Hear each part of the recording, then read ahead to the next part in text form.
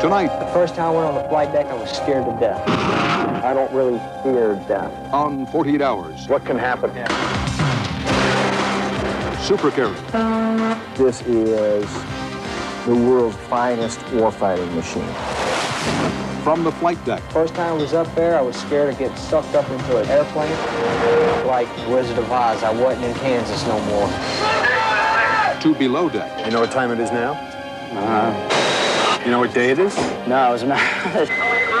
The adventure is for the few. They made the movie about Top Gun, not Top Engineer. It's also got a manual mode. to a wild ride in an F-14, We haven't lost anybody yet. Yeah, okay. a symbol of power or the past. Dinosaurs in obsolete term. 2 days and 2 nights on one of America's mightiest warships. You know, the feeling that you've achieved death again is a good one.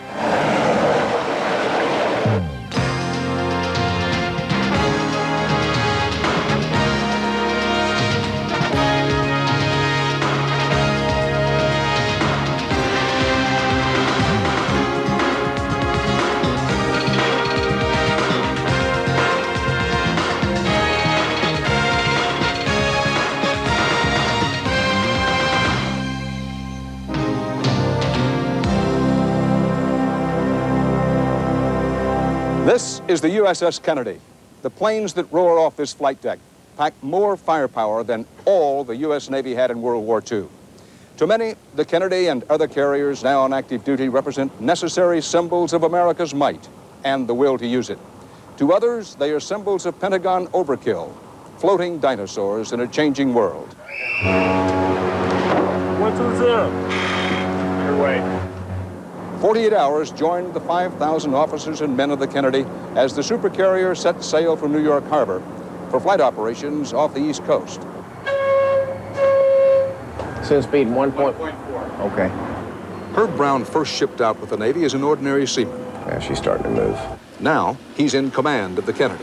Ready to go to sea? Captain, tell me what the mission of the John F. Kennedy is. Well, I think I'm gonna get in trouble with this answer, so be ready to cut this out. But my opinion is I think the mission of this ship is to ensure that my grandchildren speak English and not Russian.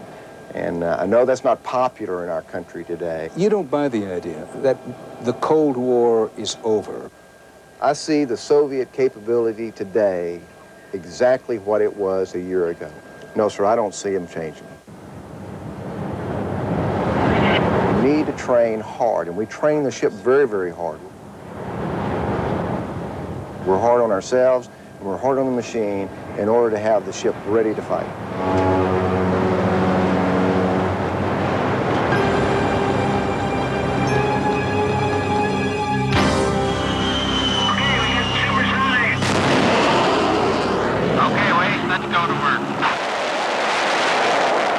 You can't be scared of a deck. If you're scared of a deck, you shouldn't be on it. Most of them are fearless. The first time I went on the flight deck, I was scared to death. I was 18 years old, just out of high school. It was like in the Wizard of Oz, I wasn't in Kansas no more. This is some of the most dangerous 4.5 acres under American control. A floating airport packed with 85 warplanes. First time I was up there, I was scared of getting sucked up into an airplane. I was scared of getting blown down by airplanes. I was scared of getting burned by the exhaust. Standing in the wrong spot, maybe getting run over by an airplane. Aircraft all over the place. Launching, recovery. It was great. Airplanes are flown onto and off of the Kennedy with the precision and speed of a jet-powered ballet. Heads up, we're going to be launching a van aircraft. People stay out of the force network forward. Stay clear of the power line.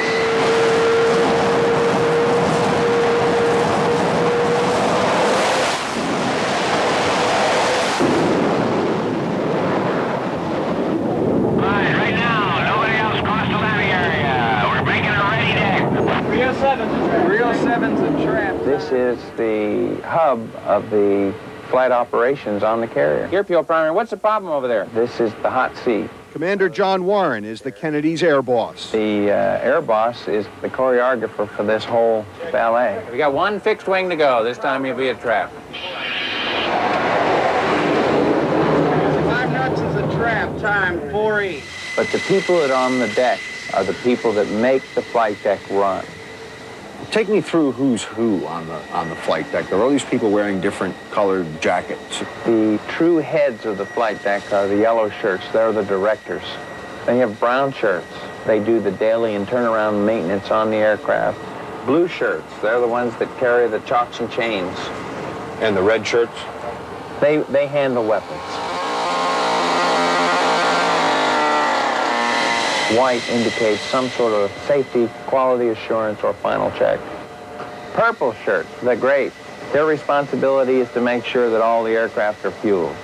And the men who wear green work on one of the 4 catapults, 2 million horsepower slingshots that can blast a 65,000-pound airplane from 0 to 150 miles per hour in 2 seconds.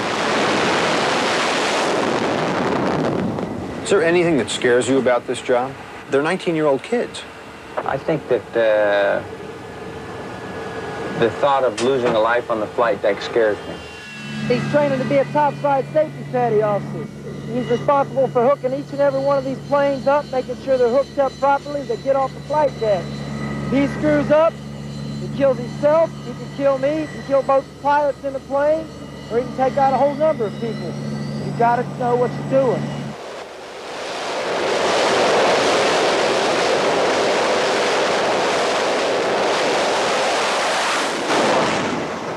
What can happen up here? Just about anything you can imagine. Lieutenant Tom Stubblefield is a shooter responsible for firing aircraft off the catapults. The A-7 has a very low intake, as you can see, and you have to stay fairly far back from it to avoid becoming a piece of mincemeat. This is a people eater here. Is that what they call it? Yeah. This will suck you up. Suck you right in here? You better believe it. I've seen it with this type of plane. The guy was just walking around the flight deck nonchalantly and walked right in front of one and it sucked him right up. Mike Terry is one of Stubblefield's men. You saw that happen? Yeah. And he just went right? Went right in. Last thing he seen was his feet going through. What happens then? They'll clean it up and we'll start right back up. We still got a job to do, so we're still going to do that. Okay, on the pod walk down. I need your help today. Guys, move down. Let's go. Let's go. What is everybody doing? They're engaged in the morning ritual called the FOD walk down. What's FOD? FOD is the acronym for Foreign Object Damage, and it's basically anything that's out here that's not supposed to be out here. These 2 or 3 people checking the scuppers all the way down and around. So, I mean, this is serious business. That's very serious business.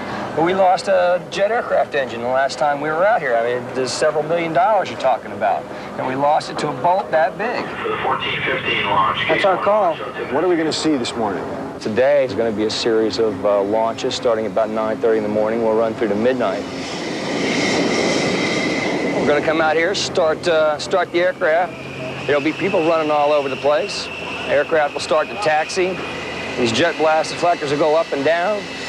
We'll put them on the catapults as they get there, set up for launches, and we'll send them flying. It's going to be rock and roll up here, huh? Oh, yeah.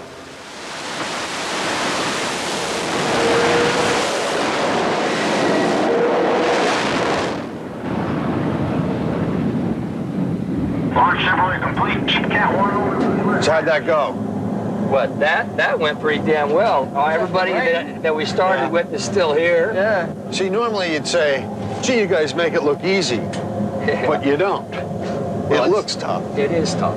As you saw, it started raining, and the deck gets covered with grease. It gets slick. The airplane starts sliding around, and it's not easy. I like that style thing that you have. You jump up in the air. Gotta have style. Style's very important. Everybody hot dogs it a little bit. Don't you see the style these guys put on their deck edge turns? Talk about your prima donnas. Yeah. Well, wait a minute. They're not the only prima donnas here. I saw you. Well, sure. That's right. I mean, you're putting on a show in addition to the fact that you're launching airplanes. I mean, Captain doesn't like it if you look like a geek. You know, I've heard him say to a guy, either jump like a man or keep your feet on the deck. You know, so. And you? Yeah, he never said it to me. You jump like a man. I tried to.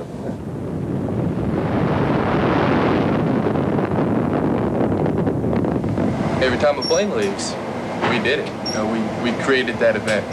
Well, the pilots fly it. Pilots fly it, but they're just secondary. They're not flying if we're not doing our job. 80% of the people out here work 12 on, 12 off. We'll work 3 days solid and still launch the next day. Be nasty, stinky, dirty. Then you go down to eat at the mess decks and you just watch them clear out. They get out of your way. We got attitudes after 3 days. It's an experience. You know, it's a lifestyle. It's something you adapt to it. Between launches, most of the guys come in, they catch some sleep. They just anywhere that's comfortable. This is our life, 24 hours a day. And as you're doing your maintenance, you think, boy, I'm tired, you know, I don't know if I can take it very much longer. But then Heads up on the street. you get into a launch and you're like, your adrenaline starts pumping and you're just loving it. We just got a green beacon. The shooter just gave the signal to hook up. The old-back man down here is saying, take tension, they're taking tension on the aircraft. They're coming out with thumbs up. The shooter has control. It's exciting. I mean, you can get hurt doing it, and that's people like that. Watching for them to launch. He goes to 05 afterburner. Let's face it, why do people drive race cars? Or climb mountains or jump out of airplanes? Just to get that little emotional lift, I guess. I don't know. It makes life worth living and doing. And I mean, danger is something for you? It's something for everybody. I mean, you know, the feeling that you've cheated death again is a good one. See, I'd imagine some people are watching you now thinking that man is stone crazy to do that for a living. Well, are you crazy? I don't think so.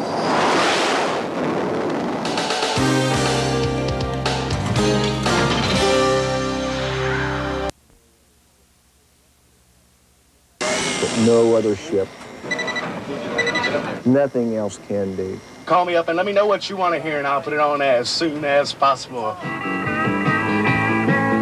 The Navy likes to call the Kennedy a floating city.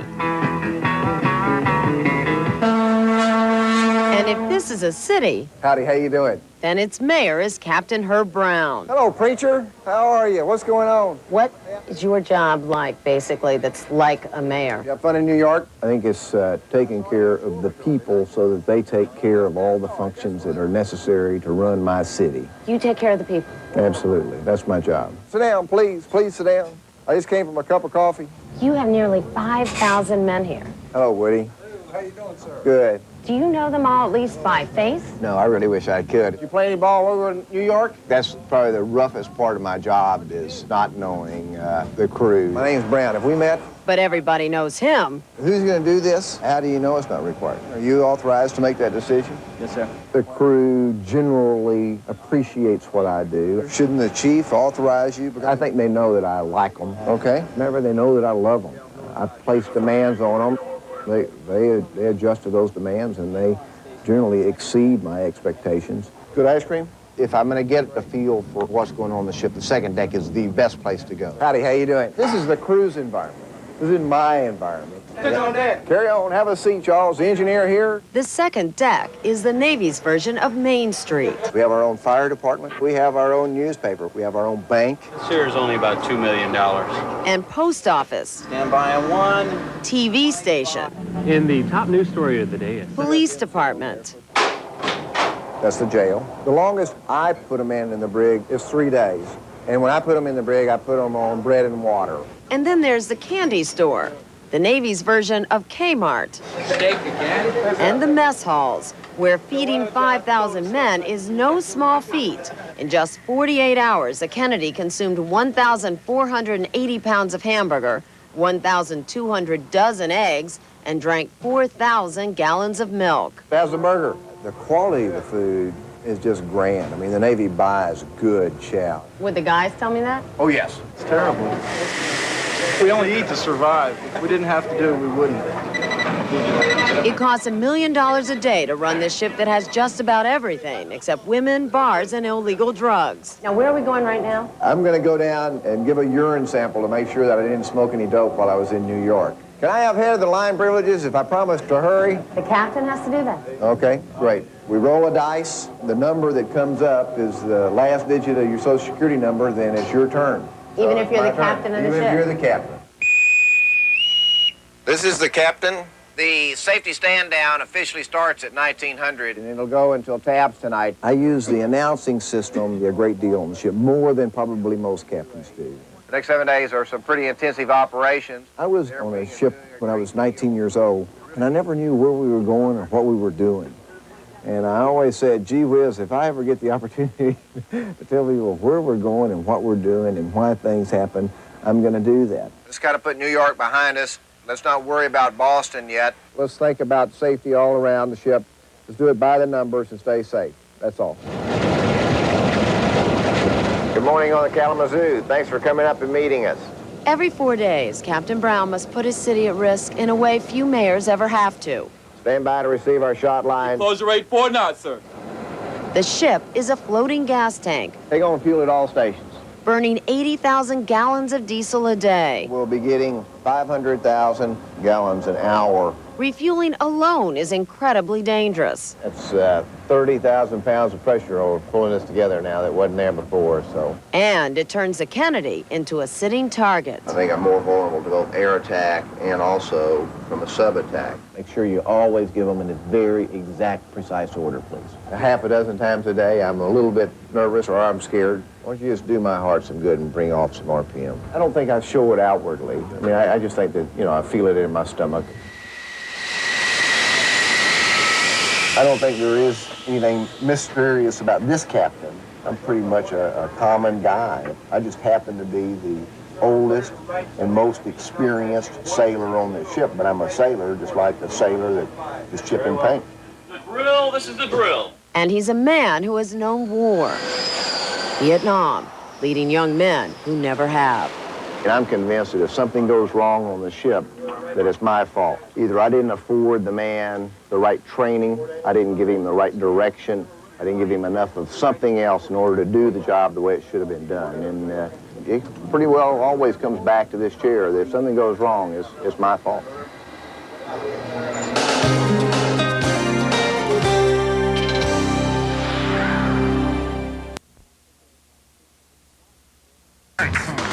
I'll sit there and I'll smile and laugh because it is such a good time. Fighter pilots have the biggest egos in the world. They all think they're the best, or they probably wouldn't be in the business. The final Jeopardy category is prohibited maneuvers. Fighter Squadron 32, the pilots and backseat radar operators who fly the Kennedy's F-14s. How many are there? And write them down. Write them down. Hey, what are you guys doing back there? Cocky and flamboyant, with nicknames like Voodoo, Yogi, and Dog. If you were looking for the dog on the weekend, you'd find him on the beach, probably sporting a pair of flip-flops. My God, no. I can't believe it. With cut-off sleeves and a sun visor on, walking the beach, looking for trouble. Drill I know at home, back at the beach. I'll save this for around midnight when it really gets boring on the flight schedule. I'll just sniff it until now. It smells good. See any other ones around here that I can? Dog, real name Lieutenant Jim Kuhn from Damascus, Maryland, is a nugget. That's pilot talk, meaning rookie.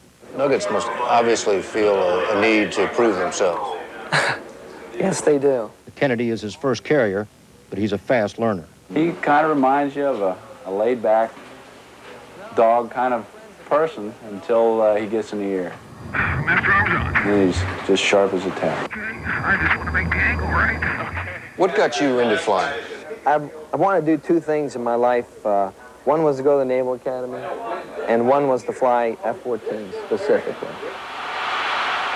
It was the baddest on the block. The F-14s may be the baddest, but they're not the mostest. All they can do is play defense. While the ship's attack planes, the A-6s and A-7s deliver the bombs. Everybody's got their mission, and our mission, our little task in life is to protect those guys that are projecting the power. Because there's a lot of little bad guys out there that want to put our bombers down, and that's our job to say, nah. If Dog does it right, the attack planes will get past the enemy's defenses and roll in for a low-level bombing run. They cruise low, they put their bombs on target, on time, every time. Do you consider yourself a warrior? Absolutely. Peace is breaking out all over, but we still, and I can probably answer and speak for every guy in here, that we consider ourselves a warrior, even though there's probably not 10 hot spots in the world today.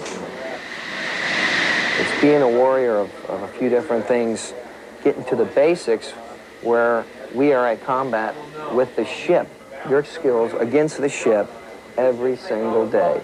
I'm the only guy that can use my feet, my hands, and get that plane aboard the ship. That, to me, is being a warrior. Almost to a man, pilots will tell you the thing that scares them most is landing, which is little more than a controlled crash. The hook suspended from the tail of the plane catches a cable strung across the deck. The pilot's ability to snare the wire can make or break his reputation. Each landing is televised throughout the ship for all to see. If a plane goes around a couple times, it's just a pain in the butt to everybody. And there's no sense causing people that kind of problem. Like that guy did right there. Whoa! Holy shit. I don't know what happened, but he sunk down out of sight for a minute. If you didn't have afterburners, he wouldn't have made it. He went over the wires. He was either way back on the power or didn't put his power up right away, and he settled off the ramp. Another 30 feet, and his wheels would have been in the water, and we would have had two pilots cruising on that way.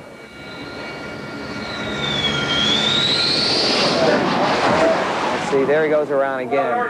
That was the same tomcat. Now he's really starting to get shaken. He's seriously checking his fuel if he's low. He has a real good start right now, and now he doesn't want to settle. Like he's been around twice, he's been overpowered. He's looking real good so far. And he's going to go, he's in, okay. Anybody can fly a jet and land it on a runway.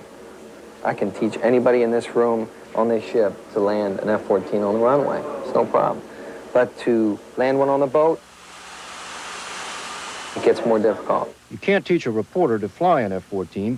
They'll bring the canopy down, and the first thing they'll say is, okay, let's go ahead and arm the ejection seat. But you can take them flying in one. It's time to shift gears. Let's get into some Eagle meat here. On a training mission against Air Force F-15 Eagles. We ought to be able to eliminate 6, especially with 3 of us. Lieutenant Commander Bob Davis from Clarksburg, West Virginia, will lead the mission. Your G-suit's hooked up right. The only thing that you may use on this is this thumb wheel. Again, it'll be in the center for when you launch. The other items that you have to worry about are going to be the TACAN, which is this box here. And then it's also got a manual mode. The data link, that this is the one that'll bring the radar to where... I'm going to have a checklist. Absolutely. It's not that hard once you get in there and get doing it.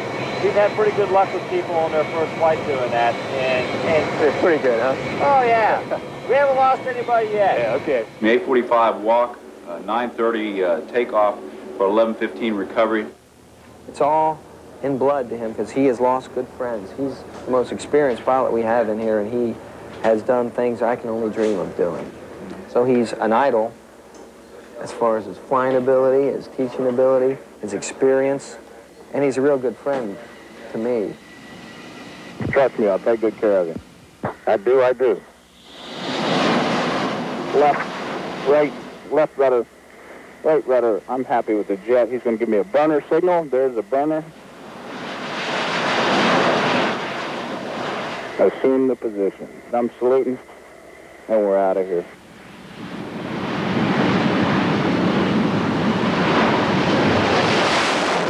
Whoa! Boy, does that feel like... Geez. How's that? I guess that was a good launch, huh? Good launch. Gee. What a great feeling. Go back and do it again. And we'll join up and press out. F-15s, F-15s. F-14 pilots encounter the Air Force bad guys. They call them bogies. closeout show. New group of bogeys closing from the southeast. Chasing you down the 4-mile trail. We got one aircraft, F-15, on our nose right now.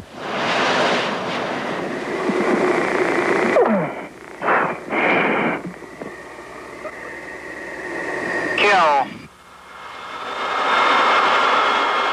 How you doing? I'm over it now, thanks. Okay. Sorry, I didn't know you were getting ill. And we're coming down.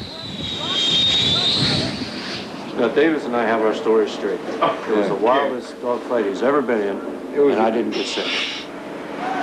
Someplace back there, there's got to be a desire to show what you can really do. Instead of having the training is realistic and all that, but it's still pretend, and nobody's going to shoot you down. You bet. You know, you train, in my case, 16 and a half years for game day, if you will, and there's always that doubt in the back of your mind, how are you going to perform on game day?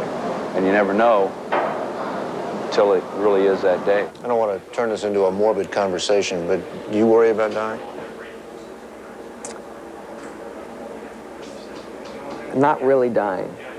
It's one of the, I don't know if I can speak for all the pilots, but I know the majority of the pilots that I went through flight school with and everything, they are, and I still am, more fearful of failure than death. Crashing a jet, pure failure. Even if it wasn't your fault. I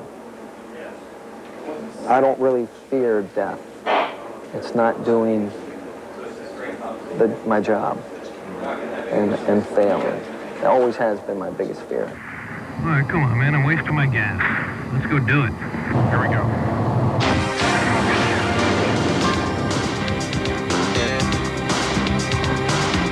Would you want your daughter to marry a pilot? I wouldn't oppose to it. I would certainly make sure she knew that if she was about to give birth, that's no guarantee he's going to be there. As you're walking towards your jet, you're looking at it, your blood's starting to pump a little bit. So it's a matter of getting psyched up. And just because it's your birthday, there's no guarantee he's going to be there. I love this feeling. It's unbelievable. Lieutenant Commander Drew Brugel flies F-14s. You've been married how long? 11 years. His wife, Shelley, has learned to live without him. How long would you say that your husband's been away of that? I'm going to guesstimate and say 6 years, but in reality, he's gone 80% of the time That much? that we've been married, yes. What comes first in your life? The Navy, family? Family, of course, always comes first.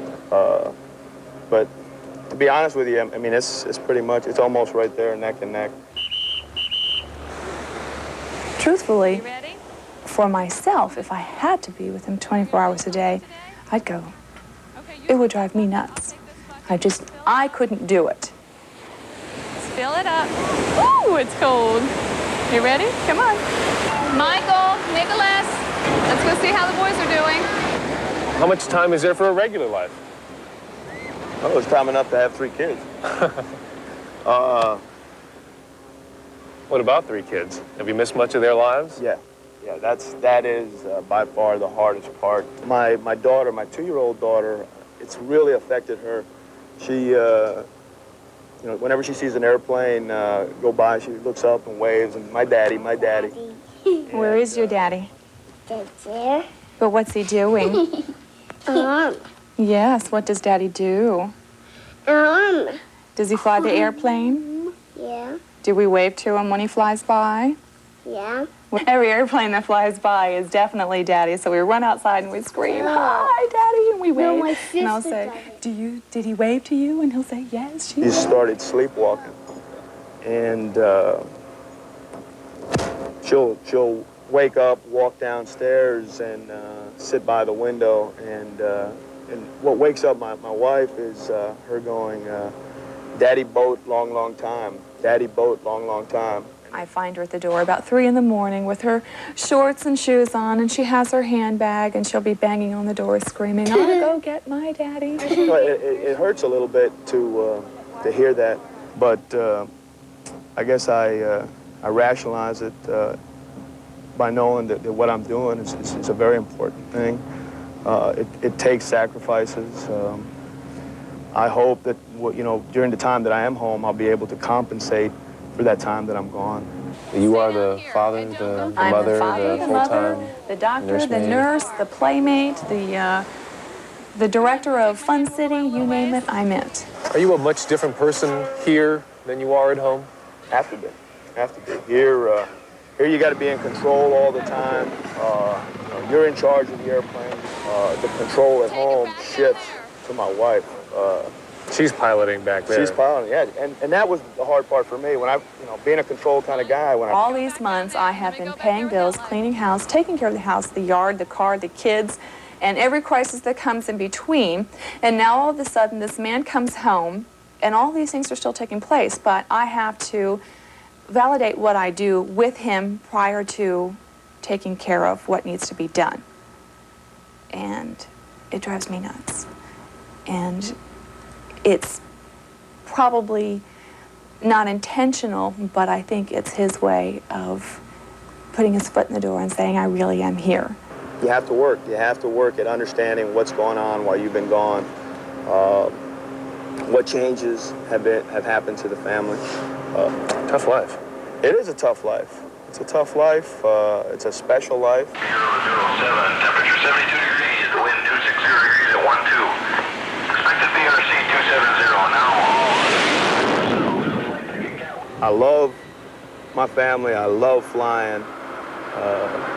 Just got to make them both mix.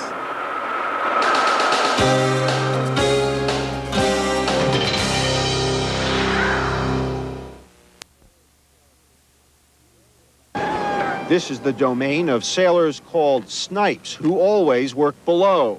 Hey, bud. What time is it? Time to get up. Time to get up. That's all that matters. Get up, bud. You wake me up today, no. Time is irrelevant. I'm trying to wake your dad sometimes. There are no windows here, and high noon looks the same as midnight. Excuse me, man. No problem, man. You know what time it is now? I don't know. I think it's about 4 o'clock, isn't it? Well, you're about an hour and a half off. Oh, really? You know what day it is? No, it was to be honest with you, no. Ken Stoll is 23 years old. I think it's Tuesday, isn't it? He is from Denville, New Jersey. Now he's an electrician. He sleeps in an area with 120 other guys. Actually, it's not much. But he's lucky. He's been on the Kennedy long enough to have some seniority, some privilege. My locker lifts up. That's like one of the benefits of having a bottom rack, and I have a lot more room. Graduated to the lower bunk? Yeah. It's funny, you know, you go down instead of, going up the ranks. Like I said, when you first come on board, you get a little claustrophobic, and you're looking around, and it seems like, I don't know, you just can't hack it. But I guess it's like anything else. You have to adapt. You don't have a choice. I was noticing, among other things, these purple pipes. Yeah, JP5. That's jet fuel. Yeah. So you live right by the jet fuel. Oh, yeah, we're not allowed to smoke back here. Because I guess if there was a pinhole, it could be a little disastrous. You got trouble with some of your jewelry, too. Oh, yeah. Yeah, you heard about that. What kind of earring did you wear? As a matter of fact, it was a hammer and sickle from the Soviet flag. Well, I got it in New York. Somebody told me it was a working man. Yeah, somebody told me it was a working man symbol, so I figured, hey, glasnost, and everything. And Navy didn't see it that way? No. Like the other sailors below deck, Stoll works 12 hours on, 12 hours off. Most of his working hours are spent here in the electrician's office. It seems like all you guys do is rush from one small room with no windows or anything to another small room with no windows or anything. Basically. It's almost like they're two navies. It is. It's like an upper deck and a lower deck. The engineers and everybody keeps themselves down here, and the pilots and the airdeals keep themselves up there. Have you ever met a pilot? No. How long have you been in the Navy? Year and a half. How long have you been on this carrier? About 9 months. And you've never met a pilot? No. Oh, they're scared to come down here because they might get dirty.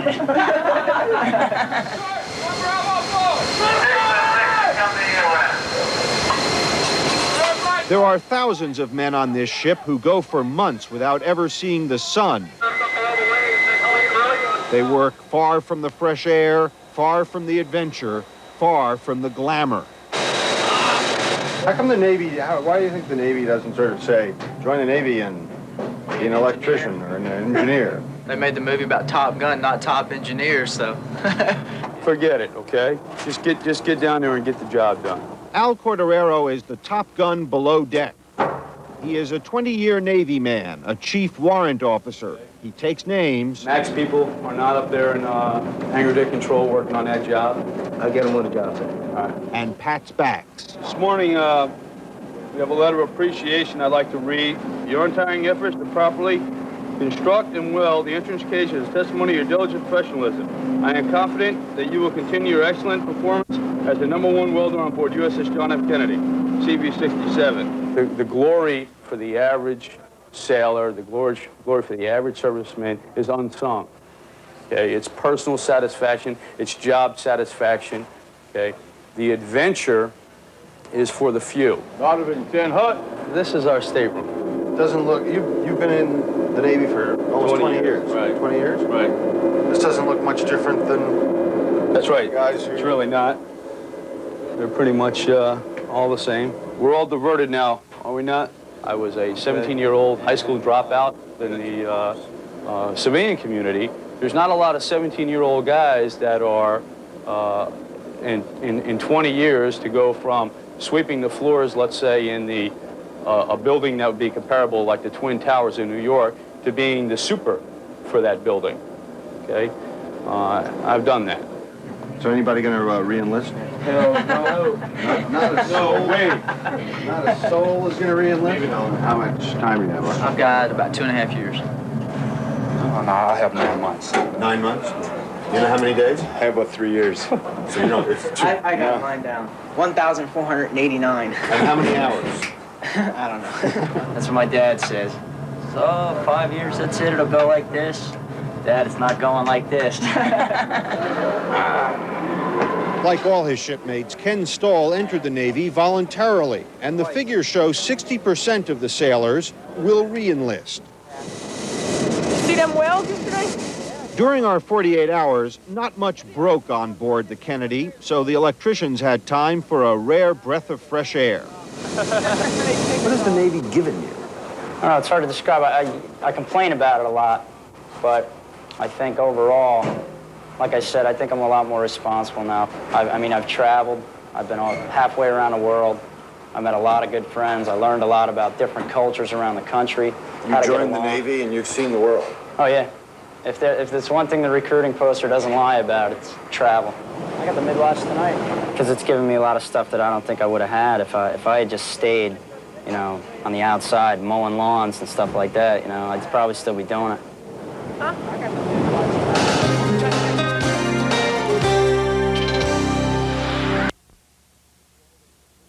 Navy's chance to sell super carriers like the Kennedy to the public.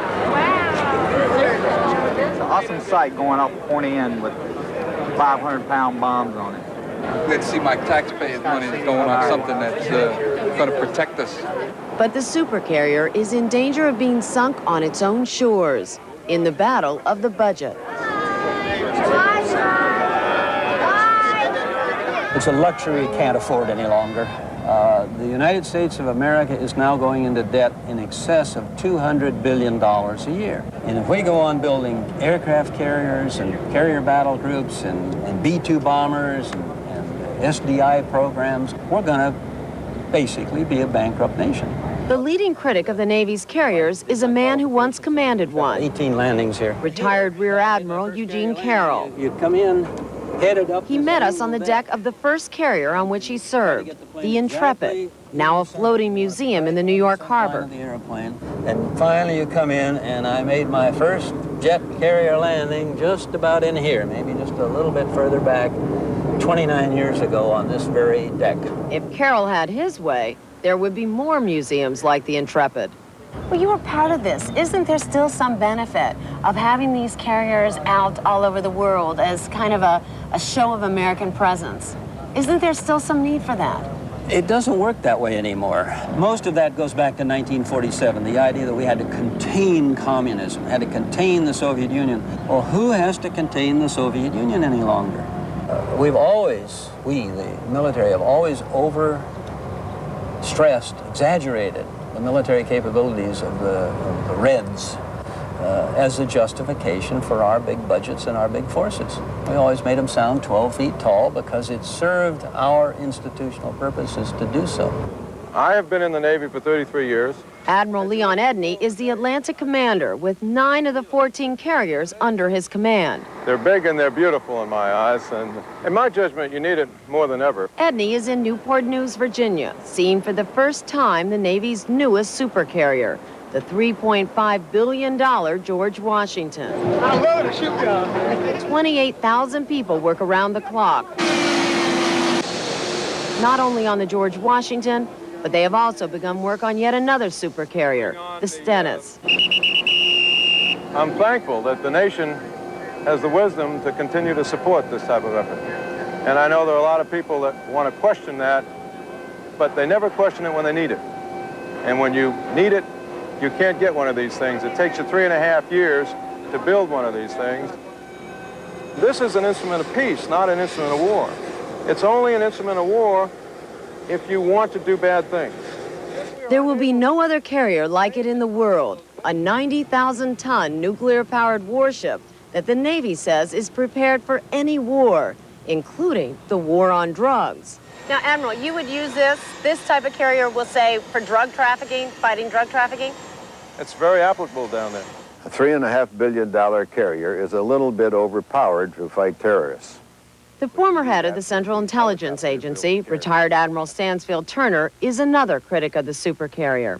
I think we have been ill-advised to persist in buying big aircraft carriers that we won't put at risk in a situation like the Persian Gulf, and which are overexpensive and overpowered for the kinds of operations that are now the real province of the Navy. And I think that's where we missed the boat in the Navy, so to speak.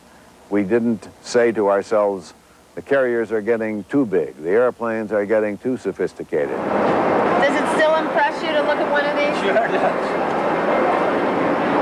Just have to be impressed with the amount of imagination and initiative, energy, creativity that goes into putting this system together. I've often said, if we really wanted to ruin the Soviet Navy, we've got to give them one of our carriers and let them try to operate it. They'd make a mess of it. How do you do? Glad to meet you, sir. Welcome aboard John F. Kennedy. Thank you. Still looks like a grand ship. Yes, sir, it is a grand ship. During Fleet Week, Admiral Carroll came aboard the Kennedy with us. There is a feeling of almost exhilaration in the carrier when you get ready for flight operations. The intensity of the operation is really extreme. It's a wonderful expression of human creativity, but unfortunately in the final analysis for a negative reason. It's to create a weapon of war. I wish we could demonstrate the same energy and intensity of creativity with engines of peace.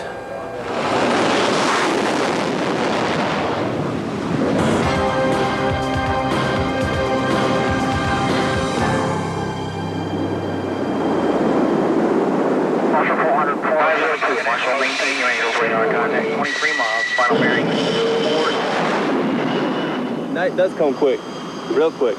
The danger involved is increased 50%. The Kennedy never sleeps. At night, pilots and deck crew push themselves under conditions of near blindness and exhaustion. Night operations on an aircraft carrier, it's like opening up a dark closet. In fact, the United States is the only country to fly off carriers at night. Captain, you know the arguments. That this is a floating dinosaur. Great in its time, but its time is past. Absolutely no one who has ridden this ship during the last year for a day has left saying the word dinosaur. Nobody is going to want to mess with an aircraft carrier.